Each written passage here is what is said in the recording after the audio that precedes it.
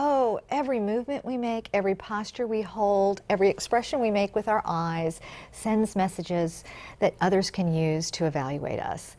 It's so amazing. And we can actually exchange in just conversation with one other person over 10,000 nonverbal cues in less than a minute. That's why it's amazing to me that a recent Allergan survey showed that only a quarter of Americans believe our nonverbal communication is more honest than our words, when in actuality, because it's often not under our conscious control, our nonverbal communication is much more honest and revealing than our words.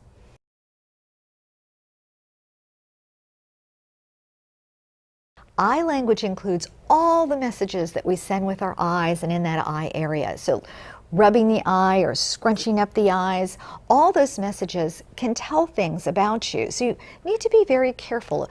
If you're suffering from symptoms of chronic dry eye, like itchy, burning, watering eyes, you might be sending the wrong message unintentionally. So talk to your doctor or visit Eyepowerment.com to learn more about the symptoms and treatment options of chronic dry eye.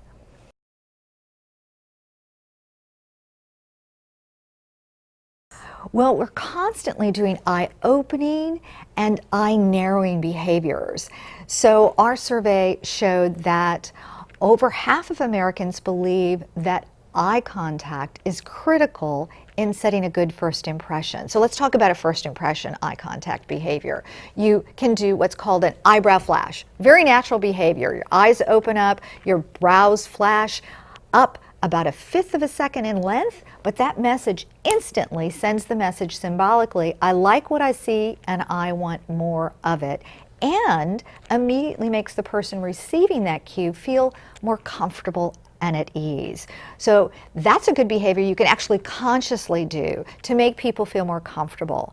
And you want to make sure you're doing things that make people feel more comfortable. So you want to be careful not to do a lot of eye narrowing cues. That's what we do when we want to increase focus, because if you tighten the muscles of your eye and eye narrow, with a glare that extends too long, that would be over about 3.2 seconds, you can send a message of intimidation. Now you might want to send that message, but you have to be careful because squinting comes close to that particular eye message, and that might be the wrong message.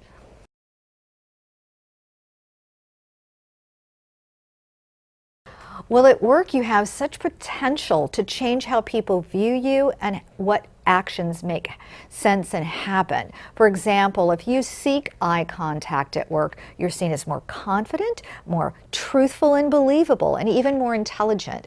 And if you use eye contact and state a message of your request, for example, can you get this to me by Friday? And that you seek eye contact as you do that, research shows you're more likely to get that request fulfilled. So in romantic relationships, oh my gosh, it's such good information because we know that eye contact actually increases not just attention, but connection. So they've shown that couples that are deeply in love make eye contact 75% of the time. That's significant because normal eye contact is in a range of 30 to 60%, with the listener making that 60%. Listeners should make more eye contact. But here we have in loving couples, they're actually making eye contact with each other 75% of the time.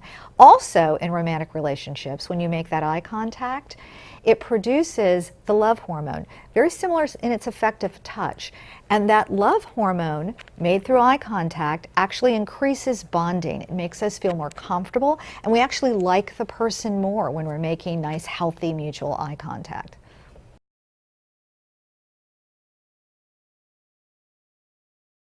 Eyepowerment was born out of a desire to make sure that people knew the importance of eye language, and specifically if somebody is suffering from chronic dry eye, like itchy, burning, watering eyes, that they know that they might be sending the wrong message unintentionally. So talk to your doctor or visit eyepowerment.com to learn more about the symptoms and treatment options of chronic dry eye.